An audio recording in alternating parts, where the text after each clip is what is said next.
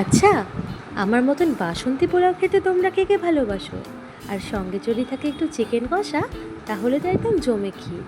তাহলে আর দেরি কিসের, চটপট বানিয়ে নাও। প্রথমে গোবিন্দভোগ চালটাকে ধুয়ে নিতে হবে, তারপরে পরিমাণ মতন ঘি, সঙ্গে দিয়ে দেব কাজু বাদাম, কিশমিশ, লবণ, হলুদ গুঁড়ো। আর কি দেবো ভাবছো? আরে দেখেই নাও না। সঙ্গে দিয়ে দিলাম সামান্য একটুখানি চিনি, আর দিয়ে দিলাম গোটা তেজপাতা। এবার দিয়ে দেব গোটা এলাচ। এলাচটা একটু ফাটিয়ে দিলে স্মেলটা ভালো আসবে। এরপরে দিয়ে দেব গোটা দারচিনি আর গোটা লবঙ্গ। বাসন্তী পোলাওয়ের সঙ্গে চিকেন কষার এই কম্বোটা জাস্ট ফাটাফাটি। এর পাশে আর কোনো কম্বোই কিন্তু সেরকম একটা ধোপে টেকে না। কি তোমাদেরও কি তাই? আমাকে কিন্তু কমেন্টে অবশ্যই জানিও।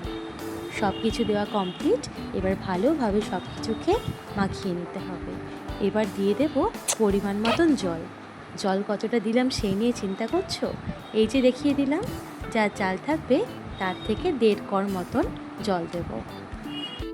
এবার ঢাকা দিয়ে দিলাম, গ্যাসটা কমিয়ে দিয়েছি, সিমে সিমে হতে থাকবে। আর এদিকে দেখো, এই যে আমাদের কিছু অনাকাঙ্ক্ষিত বন্ধু আমাদের খাবার দাবারে এসে হাজির। সেই জন্য রোদের মধ্যে সমস্ত কাজু বাদামগুলোকে দিয়ে দিয়েছিলাম, যাতে করে আমাদের সেই বন্ধুগুলো পালিয়ে যায়। এদিকে ঢাকা দিয়ে দিয়েছি, সিমে সিমে কিন্তু পোলাও প্রায় কমপ্লিট। দেখতে পাচ্ছ এত সুন্দর গন্ধ বেরিয়েছিল যে বলে বোঝানো যাবে না।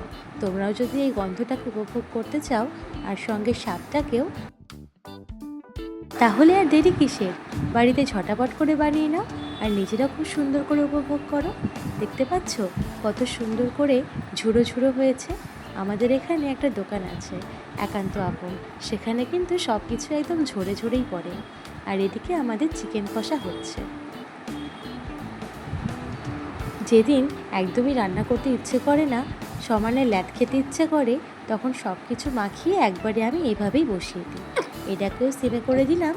ভাপে ভাপে সুন্দর করে চিকেন কষাটাও কিন্তু হয়ে গেছে। এবার মন প্রাণ ভরে চিকেনের এই লেগ পিসটা দিয়ে এখন আমি পোলাওটা টেস্ট করব। চলো তো দেখি খেতে কেমন হলো। আর আমার মতন এরকম করে রসুন খেতে তোমরা কে কে ভালোবাসো? রসুন লাভাররা গেলে কোথায়? কমেন্টে ঝটপট জানিয়ে দাও তো। আলুটাও সুন্দর করে সেদ্ধ হয়ে গেছে। এখন ঝটপট একটুখানি পোলাও নিয়ে সঙ্গে একটু মাংস আর একটু গ্রেভি নিয়ে টেস্টটাকে উপভোগ করি। চলো তাহলে টাটা, আবার পরে দেখা হবে।